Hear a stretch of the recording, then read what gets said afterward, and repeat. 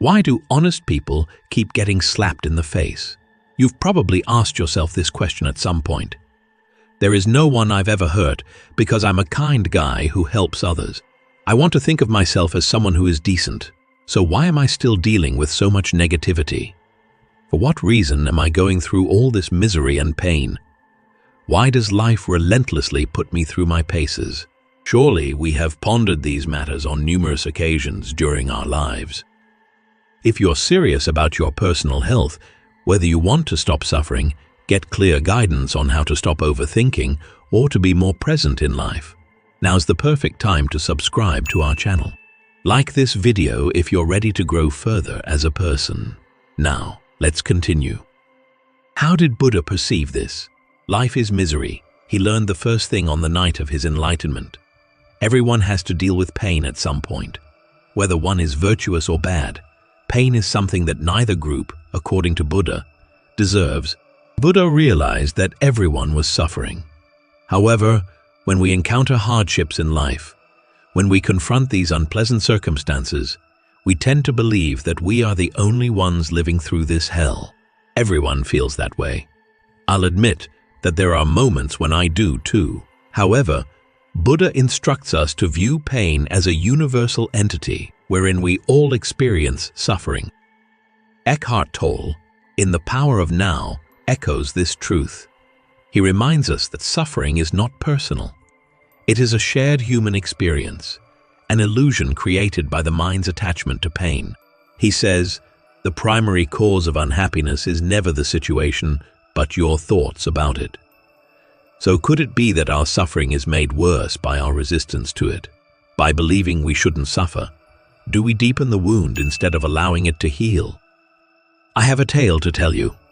A grieving woman hesitated to accept the reality that her unborn child had died because she loved her so much. How did she behave? With her infant in tow, she hurried from town to town and city to city in search of a doctor who could treat her. However, reanimating a corpse was impossible. The Buddha appeared to her at last. Okay, I'll heal your baby, but there's only one medicine we need, the Buddha said. Would you be able to fetch that for me? Go and bring a handful of mustard from a family that no one has ever died. That made the mother very delighted. She hurried to the hamlet, approached the first home she saw, and asked, "Do you have a handful of mustard that I can get?" She was sure she could get what she needed easily. "Has anyone died in your family?" she asked as the housekeeper was about to pass up the mustard. "Oh, my uncle died last year," they replied. "I don't want your mustard," she said. The response she received at the subsequent residence was identical. A death had occurred. Continually, she proceeded to the next home. The only thing she overheard as she traversed the entire village was someone died, death. At that moment, it hit her. All right, death isn't just for me. Throughout her travels, she kept hearing that. My child could be dead. Therefore, she mustered the emotional fortitude to accept the baby's death. She returned to the monastery to see the Buddha, who had healed her heart as well as the baby. One thing the Buddha tells us is that pain is something everyone has to deal with. Knowing that you are not alone should help you cope with future difficulties, hardships, and painful emotions. Same pain and suffering are experienced by many others. When we suffer, we instinctively look for reasons. We ask, what did I do to deserve this? Or is the universe punishing me? But Eckhart Tolle reminds us that suffering isn't necessarily personal. It's part of the human condition. In The Power of Now, he explains that pain is often intensified by our resistance to it. The more we question why it's happening to us, the more we identify with suffering and let it define us. But suffering, he teaches, is simply a lesson life presents, and our role is to observe it, accept it, and not let it consume us. Eckhart Tolle also speaks about the power of surrendering to suffering instead of resisting it. In A New Earth, he says, accept, then act. Whatever the present moment contains, accept it as if you had chosen it. This doesn't mean we should seek pain, but rather, when it arrives, we do not push against it in resistance. The woman in the story found peace when she surrendered to reality, not when she fought it. We want to make living painless the majority of the time. We constantly long for a world devoid of this pain. We turn in for the night under the false assumption that when we awaken the following morning, all will have been a dream and our difficulties will have vanished. However, the truth remains that when life brings pain, pain is inevitable. Recognizing that pain is an inevitable part of life is the first step toward overcoming it. The first noble truth of Buddhism states that one must tolerate and perceive suffering in its truest form in order to realize enlightenment. The only way to alleviate pain is to accept that you will experience it. You must first acknowledge that you, too, will experience anguish and pain in this life. After then, you'll be free to decide how to use it. Worrying about things we have no control over takes up most of our time. The key is to decide how you will respond to life's challenges. This is not to say that suffering is easy. Even the strongest people struggle when facing injustice or heartbreak. But have you ever noticed how some people endure hardship with grace, while others break under pressure? The difference often lies in presence and perspective. Tolle speaks about the pain, body, the accumulated emotional pain we carry within us.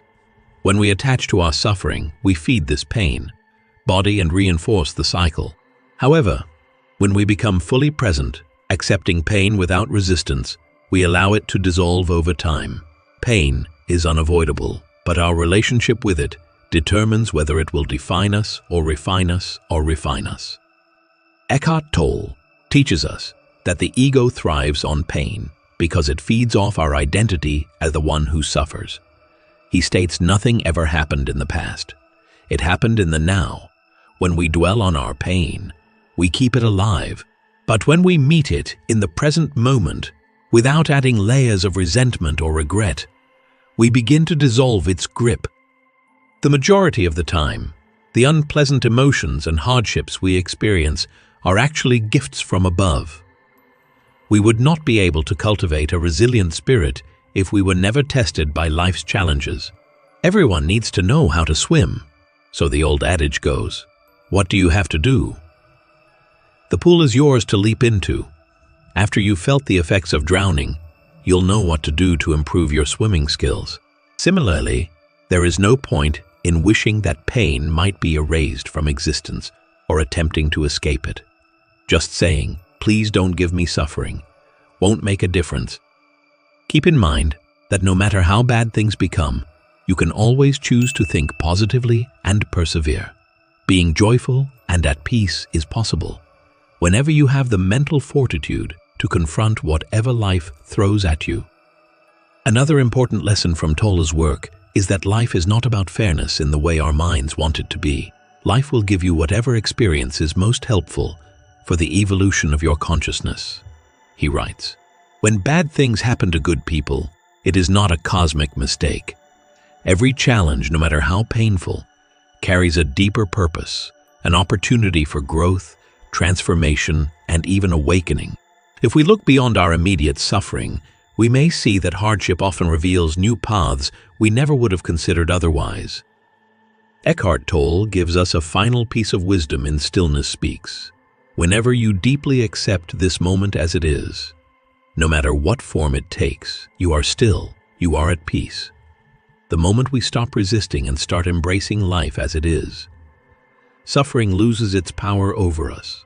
In light of this, I hope you always have the fortitude to believe in yourself and your ability to overcome whatever obstacle you encounter. Keep in mind that good things can happen to decent people just as much as horrible things can.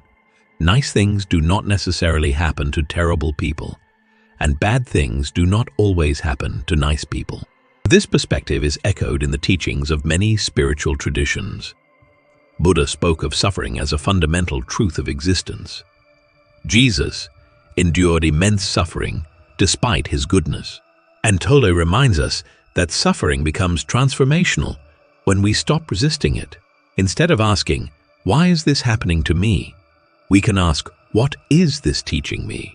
That shift in perspective doesn't make pain disappear, but it removes the extra burden of resentment and allows us to find meaning within it. You may ask, why do all those good things happen to bad people? That is the rule of this universe. Therefore, we should all train ourselves to view suffering as a universal reality, not an individual one. The less we identify with our suffering, the freer we become.